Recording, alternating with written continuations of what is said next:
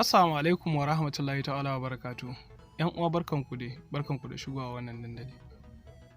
A yau mun zo muku da wata muhimmiyar sanarwa wanda Federal Government take sanar da dukkan wanda ya cika ɗaya daga cikin waɗannan Civil Defense ko Fire Service ko Immigration ko Prison Service.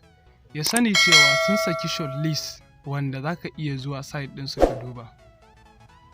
Site ɗin nasu shine za mu ajiye muku link a ƙasan bidiyon mu a description ko kuma mu ce a title bidiyon mu. In kuka danna zai nuna muku ta ƙasa za ku ga link ɗin. Da zaran kun danna link ɗin zai kai ku wani dandali, zai kai ku kan Chrome ko kuma kan browser ku.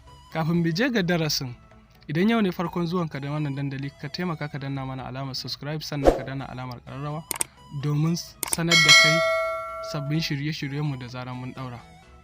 Bari mu ci gaba, bari mu shiga ga darasin. Idan ka danna wannan link ɗin da muka ɗaura wanda muka ce idan ka je ka title ɗin bidiyon mu zaka gansa, zai kawo ka website, zai kawo ka kan Chrome ɗinka kamar haka ko browser ka zai kawo ka kamar haka. Da zaran ya kawo ka nan, idan ka lura a nan zaka fahimci cewa lallai wannan site ɗin Federal Government ne. Civil Defense, Fire Service, Immigration and Prison Service Board.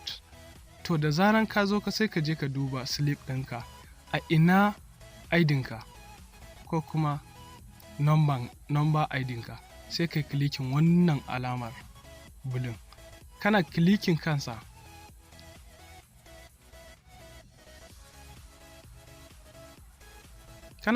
kansa zai kawo ka site kamar haka. To zai ce maka ka saka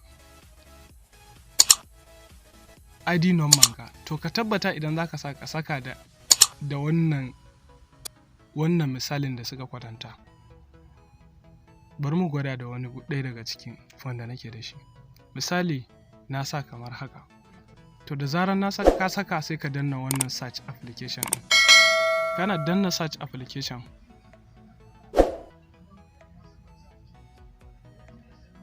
zai kawo maka abubuwa kamar haka. Ga wanda ya samu za ka ga an masa congratulation, wanda bai samu ba kuma za ka ga an masa wannan takaitaccen bayani. Za ka ga wannan takaitaccen bayani. Wannan shine a takaici.